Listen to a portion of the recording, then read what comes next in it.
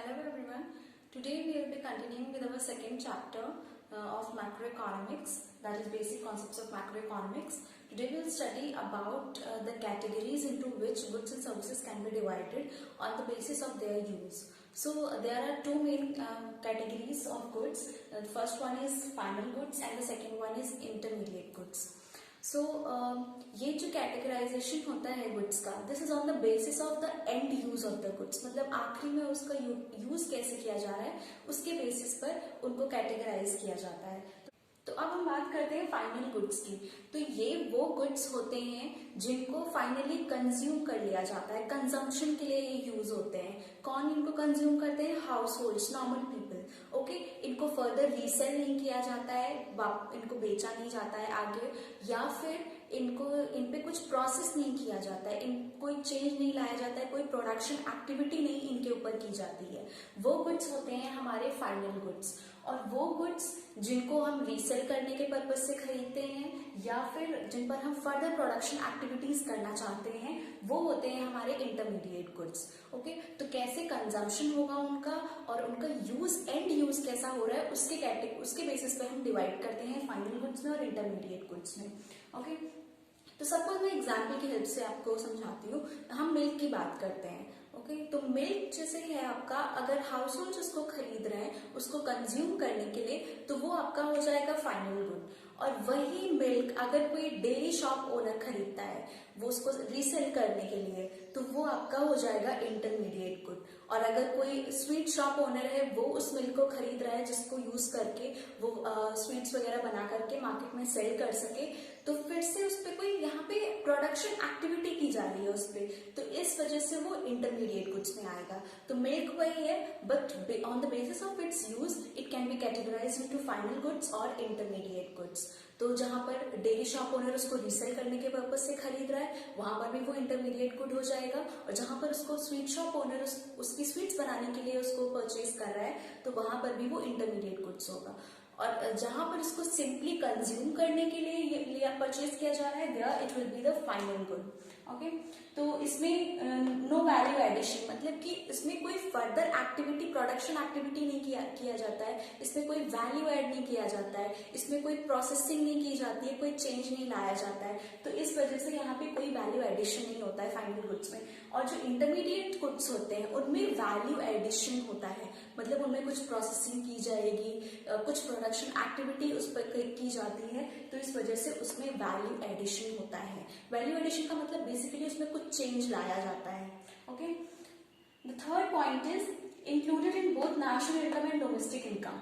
आपके जो final goods होते हैं उनको नेशनल इनकम और डोमेस्टिक इनकम दोनों में इंक्लूड किया जाता है. जब नेशनल इनकम और डोमेस्टिक इनकम को कैलकुलेट किया जाता है तो उसमें फाइनल गुड्स को इंक्लूड करते हैं और इंटरमीडिएट गुड्स को नहीं इंक्लूड करते हैं. Intermediate goods are not included.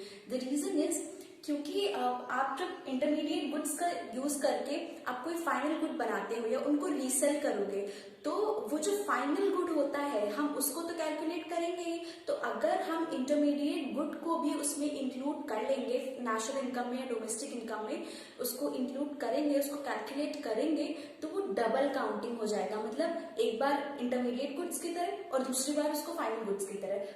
Example से समझते हैं. जैसे मैंने मिल्क की बात की, मिल्क का यूज करके स्वीट शॉप ओनर स्वीट्स बनाते हैं और उनको मार्केट में सेल करते हैं. तो स्वीट्स ये जो हो गई जो आपके हाउस होल्ड्स खरीदेंगे, तो ये तो आपके फाइनल गुड्स हो गए. और आपका मिल्क हो गया यहाँ पे इंटरमीडिएट गुड. तो अगर हम इंटरमीडिएट गुड मतलब मिल्क को भी इसमें काउंट कर लेंगे, तो क्या होगा, स्वीट्स में ऑलरेडी मिल्क की वैल्यू एडेड थी. जब स्वीट शॉप ओनर स्वीट्स को सेल कर रहे हैं तो उसमें मिल्क की वैल्यू भी इंक्लूडेड होती है. उन्होंने जो मनी, जो एक्सपेंडिचर जिन्होंने इनकर किया होगा मिल्क को परचेज करने में, वो एक्सपेंडिचर भी वो उसमें काउंट करते हैं और तब उसका प्राइस डिसाइड करते हैं स्वीट्स का. ओके, तो यहाँ पे डबल काउंटिंग हो जाएगी. इस वजह से इंटरमीडिएट गुड्स को नेशनल इनकम में और डोमेस्टिक इनकम में इंक्लूड नहीं करते हैं. आपके जो फाइनल गुड्स होते हैं they have cross the production boundary, मतलब अब इन पे कोई फर्दर प्रोसेसिंग नहीं की जाती है, कोई प्रोडक्शन एक्टिविटी नहीं की जाती है, मतलब उनको पैकेजिंग लेबलिंग कुछ भी नहीं किया जाएगा, उसमें कोई चेंज नहीं लाया जाता है। Okay, intermediate goods are within the production boundary, मतलब उनपे फर्दर कुछ ना कुछ प्रोडक्शन एक्टिविटी की जाती है, कुछ ना कुछ वैल्यू एडिशन किया जाता है, तो इस वजह से प्रोडक्शन बाउंड्री के अंदर होता है। एक और क्वालिटी फाइनल गुड्स की जो हमने अभी नहीं डिस्कस की वो ये कि वो गुड्स वो होते हैं जो फर्दर इन्वेस्टमेंट के लिए यूज होते हैं। इन्वेस्टमेंट का मतलब जैसे कोई फर्म है, कोई कंपनी है, कोई फैक्ट्री है, वो कोई मशीनरी इक्विपमेंट्स ये सब परचेज करती है जिससे कि वो अपनी प्रोडक्ट अपने गुड्स प्रोड्यूस कर सके। तो ये जो गुड्स हैं उनपे आपकी जो मशीनरी है उस पर कोई काम नहीं किया जाता है, मगर ये मशीनरी हेल्प करती है हमें फर्दर प्रोडक्शन में। ओके, तो ये जो आपकी मशीनरी है ये आपके फाइनल गुड्स में आ जाएगी। इस मशीनरी पे कोई चेंज नहीं लाया जाता है, ना इसको रीसेट किया जा रहा है, ना इसमें कुछ चेंज करके इसको मार्केट में बेचा जाएगा। ओके, ये हम हेल्प करती है और अदर गुड्स और सर्विसेज को प्रोड्यूस करने में। तो ये जो मशीनरीज आपकी जो इक्विपमेंट्स होंगे जो आपके फर्म्स खरीदते हैं वो भी आपके फाइनल गुड्स में आएंगे। अब हम बात करते हैं इंटरमीडिएट गुड्स की और उनकी कुछ क्वालिटीज होते हैं। पहला है आपका these are the goods purchased by one production unit from another production unit. Basically intermediate goods क्या होते हैं, वो ये जो है एक प्रोडक्शन यूनिट से दूसरे प्रोडक्शन यूनिट के बीच में मूव करते रहते हैं। सपोज हम कॉटन की बात करते हैं, टेक्सटाइल इंडस्ट्री की। ओके, तो कॉटन क्लॉथ है, कॉटन का कपड़ा मार्केट में सेल होता है, तो उसके लिए बहुत सारे प्रोडक्शन स्टेजेस होते हैं जिससे उसको पास होना होता है। तो सबसे पहले क्या होगा, एक फार्मर होगा, वो कॉटन प्रोड्यूस करेगा अपनी फील्ड्स में, तो उन फार्मर्स से कुछ लोग उसको परचेज करेंगे। एक कोई फर्म, सपोज ए फर्म है, वो उसको परचेज करती है और उसका थ्रेड बनाती है कॉटन से। ओके, तो उस ए पर्सन से बी पर्सन उसको उन थ्रेड्स को खरीदता है और उससे फैब्रिक बनाता है और वो फैब्रिक फिर मार्केट में उसको सेल किया जाता है। तो ये जो 3 स्टेजेस हैं जहाँ पे उस कॉटन का प्रोडक्शन हो रहा है, फिर उसका कॉटन से थ्रेड्स बन रहे हैं और थ्रेड से आपका फैब्रिक बन रहा है, ये आपका क्या हो गया, आपका प्रोडक्शन बाउंड्री हो गया। मतलब इसके अंदर उसमें कॉटन में कुछ न कुछ चेंज लाया जा रहा है, कुछ वैल्यू एडिशन किया जा रहा है, तो ये आपका कॉटन बाउंड्री हो गया। तो यहाँ पे क्या हो रहा है, एक फर्म से दूसरे फर्म के बीच में परचेज और सेल का प्रोसेस हो रहा है। तो यहाँ पे वही बात हो रही है कि जब तक आपका गुड्स जो है प्रोडक्शन बाउंड्री के अंदर रहता है, मतलब वो इंटरमीडिएट गुड होता है, तो इसका मतलब क्या होता है कि वो एक प्रोडक्शन यूनिट से दूसरे प्रोडक्शन यूनिट के बीच में सेल परचेज होता रहता है। Then the next point is derived demand. Okay, आपके इंटरमीडिएट गुड्स डिराइव्ड डिमांड होती है उनकी। डिराइव्ड डिमांड मतलब इनकी डिमांड, इंटरमीडिएट गुड्स की demand depend on the demand of the final goods. अगर फाइनल गुड्स की डिमांड कम हो जाएगी, फॉल करेगी, तो इंटरमीडिएट गुड्स की भी डिमांड फॉल करेगी। हमने अभी मिल्क का एग्जाम्पल लिया था, एक स्वीट शॉप ओनर मिल्क खरीद करके उसकी स्वीट्स बना करके मार्केट में सेल करता है। ओके, तो जैसे अभी की हम सिचुएशन की बात करते हैं, आपका वायरस की, कोरोना की वजह से आपका चारों तरफ लॉकडाउन हो गया है, तो सारी स्वीट शॉप्स वगैरह सब बंद हो गई है। तो जब स्वीट शॉप्स मतलब स्वीट्स नहीं बनानी है, उनको स्वीट सेल नहीं करनी है, स्वीट्स की डिमांड बिल्कुल जीरो हो गई है, तो अब क्या होगा, अब क्या स्वीट शॉप ओनर्स जो मिल्क जो रेगुलरली खरीद रहे थे वो क्या आप खरीद रहे? नहीं, क्योंकि स्वीट्स की डिमांड खत्म हो गई है, कम हो गई है, बिल्कुल नील हो गई है। इस वजह से वो जो आपके स्वीट शॉप ओनर्स थे जो मिल्क खरीद रहे थे उसकी डिमांड भी कम हो गई है। तो इसका मतलब जो इंटरमीडिएट गुड्स होते हैं उनकी डिराइव्ड डिमांड होती है। Then the next point is durable goods purchased by government for military purposes are intermediate goods। मतलब गवर्नमेंट जितने भी गुड्स, ड्यूरेबल गुड्स का मतलब वो गुड्स जो जिनका लाइफ स्पैन बहुत काफी लंबा होता है, काफी लंबे समय तक चलते हैं। ओके, तो ये जो ड्यूरेबल गुड्स होते हैं ये जो गवर्नमेंट परचेज करती है मिलिट्री पर्पसेस के लिए, जैसे आपके टैंक्स हो गए, एयरक्राफ्ट्स हो गए, तो ये सब आपके इंटरमीडिएट गुड्स कहे जाते हैं, क्योंकि इन चीजों को यूज करके गवर्नमेंट मिलिट्री सर्विसेज प्रोवाइड करती है। ओके, तो मिलिट्री सर्विसेज आपके फाइनल गुड्स हो जाएंगे और आपका ये जो एयरक्राफ्ट, टैंक्स और ये सब होते हैं वो सब आपके इंटरमीडिएट गुड्स कहे जाएंगे। The next point is value of intermediate goods merged with the value of final goods. मतलब कि एग्जाम्पल जैसे हमने स्वीट शॉप वाला लिया, तो स्वीट्स की जो वैल्यू होती है, उसका जो प्राइस होता है वो इंक्लूसिव होता है मिल्क के कॉस्ट का। ओके, तो जितना कॉस्ट उसको आया होगा मिल्क परचेज करने में, उसको इंक्लूड करके स्वीट्स का प्राइस डिसाइड किया जाता है। तो इसका मतलब ये जो फाइनल गुड है आपका स्वीट्स, उसमें जो है आपके मिल्क का वैल्यू भी इंक्लूडेड है। Okay, so the value of intermediate goods is merged with the value of final goods. The next important point about intermediate goods is that goods used up in the same year are intermediate goods. Example से इसको समझते हैं। Suppose एक textile factory है, okay, वो लोग fabrics बना करके मार्केट में सेल करते हैं, तो उसके लिए वो कॉटन परचेज करते हैं, cotton yarn, cotton thread purchase करते हैं। सपोज उन्होंने 6 क्विंटल परचेज किया एक साल में कॉटन यार्न, ओके, तो उस कॉटन यार्न में से सिर्फ वो 4 क्विंटल उसका यूज किया और 2 क्विंटल अभी भी उनके पास बचा हुआ है। एक पूरे साल के एंड पे उनके पास अभी भी 2 क्विंटल बचा हुआ है। ओके, वो पूरे साल में वो पूरा उन्होंने कंज्यूम नहीं कर पाया, अभी 2 क्विंटल अभी भी बाकी है।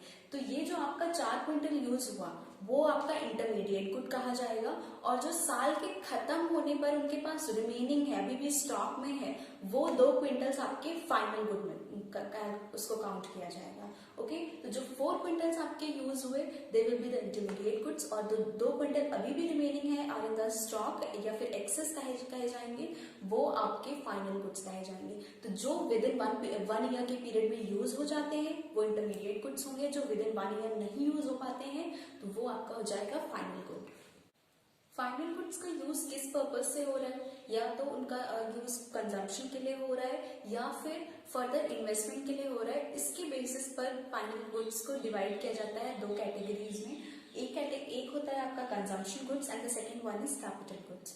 ओके, सो कंजम्पशन गुड्स वो होते हैं जो डायरेक्टली कंज्यूमर्स की वांट्स को सेटिस्फाई करते हैं, मतलब वो डायरेक्टली उन पे कुछ फर्दर प्रोसेसिंग या कुछ भी करने की जरूरत नहीं होती, वो डायरेक्टली अपने कंज्यूमर्स की वांट्स को सेटिस्फाई करते हैं। वहीं पे आपके कैपिटल गुड्स वो होते हैं जो दूसरे गुड्स एंड सर्विसेज को प्रोड्यूस करने में हेल्प करते हैं। जिससे मैंने अभी पहले बताया था कि आपके फाइनल गुड्स वो होते हैं जो या तो डायरेक्टली कंज्यूम किए जाते हैं, फाइनल कंजम्पशन के लिए परचेज किए जाते हैं, या फिर फर्दर इन्वेस्टमेंट के लिए परचेज किए जाते हैं। ओके, तो फर्दर इन्वेस्टमेंट का मतलब वो अदर गुड्स एंड सर्विसेज के प्रोडक्शन में हेल्प करते हैं, जैसे कि आपकी मशीनरीज हो गए, इक्विपमेंट्स हो गए, ये सब आपके एग्जाम्पल्स हो जाएंगे कैपिटल गुड्स के। वहीं पे कंजम्पशन गुड्स जो डायरेक्टली कंज्यूमर्स कंज्यूम कर लेते हैं, जैसे क्लोथ्स हो गए, शूज हो गए, फूड आइटम्स हो गए, ब्रेड, बटर, टी, कॉफी, ये सब डायरेक्टली कंज्यूम कर लिया जाता है। ओके, तो जब हाउस होल्ड्स ये डायरेक्ट कंजम्पशन की चीजें खरीदेंगे तो आपके ये हो जाएंगे कंजम्पशन गुड्स, और अगर इन्हें कोई फर्म्स या कंपनीज खरीद रही है फॉर फर्दर इन्वेस्टमेंट के पर्पज से खरीदा जा रहा है और ये दूसरे गुड्स और सर्विसेज को प्रोड्यूस करने में हेल्प करते हैं, तो ये होंगे आपके कैपिटल गुड्स। ओके, तो आपके consumption goods they do not promote production capacity, क्योंकि इनको डायरेक्टली कंज्यूम कर लिया जाता है, कोई प्रोडक्शन एक्टिविटी नहीं होती है, ये दूसरी चीजों को भी प्रोड्यूस करने में हेल्प नहीं करते हैं, इस वजह से ये प्रोडक्शन कैपेसिटी को प्रमोट नहीं करते हैं। On the other hand the capital goods they promote production capacity, क्योंकि ये दूसरी चीजों को प्रोड्यूस करने में हेल्प करते हैं, इस वजह से ये प्रोडक्शन कैपेसिटी को रेज करते हैं। हमने कैपिटल गुड्स और कंजम्पशन गुड्स के बीच में पॉइंट्स ऑफ डिफरेंस स्टडी कर लिया। अब हम बात करते हैं कंजम्पशन गुड्स को कैसे कैटेगराइज किया जाता है। तो कंजम्पशन गुड्स का लाइफ स्पैन कितना है, मतलब ये कितने दिनों तक चलते हैं, उसके बेसिस पर इसको 4 कैटेगरीज में डिवाइड किया जाता है। Durable goods, semi durable goods, non durable goods या फिर इनको पेरिशेबल गुड्स भी बोल सकते हैं, एंड सर्विसेज। तो ड्यूरेबल गुड्स वो होते हैं जिनका लाइफ टाइम, जिनकी लाइफ स्पैन काफी लंबी होती है, more than 1 year, more than 2-3 years ऐसे होता है। तो आपके जो वो एग्जाम्पल्स आपके हो जाएंगे इलेक्ट्रॉनिक गुड्स या फर्नीचर, ये सब इनकी लाइफ टाइम इनका लाइफ स्पैन काफी लंबा होता है, तो ये ड्यूरेबल गुड्स कहे जाएंगे। सेमी ड्यूरेबल गुड्स जिनका लाइफ स्पैन अराउंड 1 ईयर होता है, लगभग 1 साल तक जिन्हें यूज किया जा सकता है, वो आपके सेमी ड्यूरेबल गुड्स में आएंगे, जैसे आपके क्लोथ्स हो गए, शूज हो गए, these all are semi durable goods.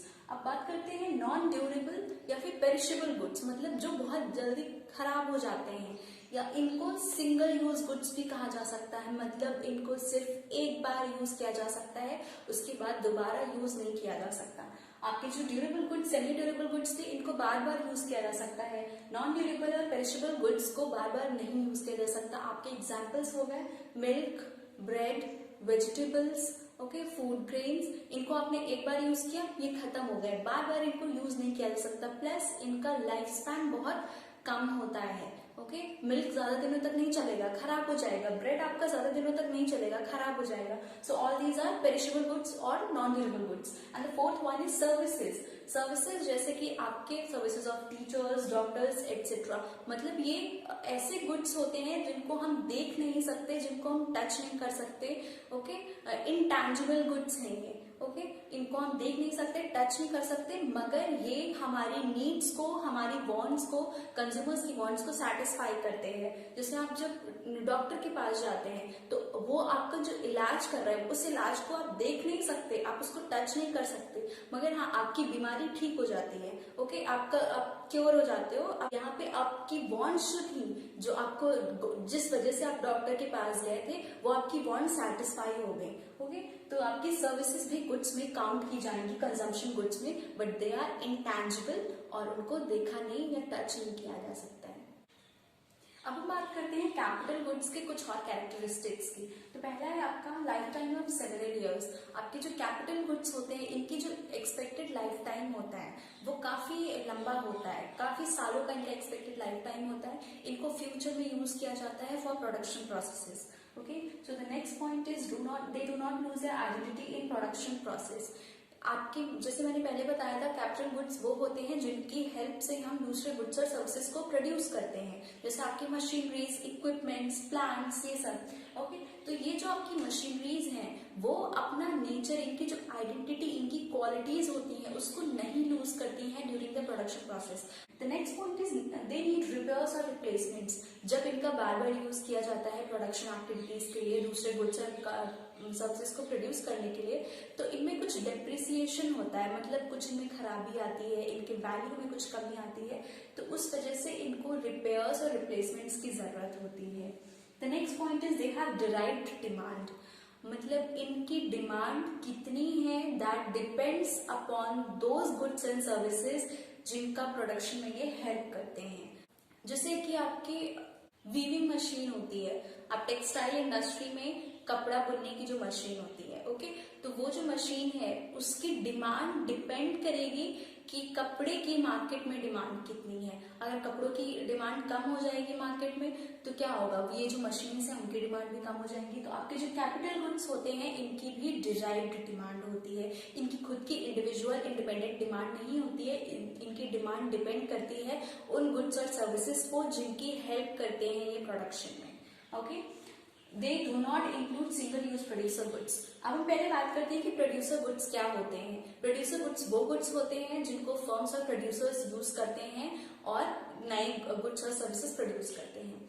तो इसमें आपके प्लांट्स, मशीनरीज, इक्विपमेंट्स भी होंगे, आपके रॉ मटेरियल्स भी होंगे। जैसे हमने पेपर बनाने की फैक्ट्री की बात की, तो वहां पे वुड पल्प जो होगा वो आपका प्रोड्यूसर गुड हो जाएगा, रॉ मटेरियल हो जाएगा। तो जो सिंगल यूज प्रोड्यूसर गुड्स होते हैं, जो आपके रॉ मटेरियल्स होते हैं, वो कैपिटल गुड्स में इंक्लूड नहीं किए जाते हैं, क्योंकि उनको एक बार यूज कर लिया वो खत्म हो गए। जैसे हम बात करते हैं स्टील यूटेंसिल्स बनाने की फैक्ट्री की, तो वो जो इंडस्ट्री है जहाँ पे स्टील के बर्तन बनाए जाते हैं, तो वहां पर आयरन उनका रॉ मटेरियल होगा, तो उस आयरन को उन्होंने एक बार यूज कर लिया तो क्या होगा, वो खत्म हो जाएगा। तो ये जो आपका यहाँ पे इसका एक बार सिंगल यूज हो पा रहा है आयरन का, और तो ये जो आपके सिंगल यूज प्रोड्यूसर गुड होते हैं इनको भी कैपिटल गुड्स में नहीं इंक्लूड किया जाएगा। They will be included in the intermediate goods.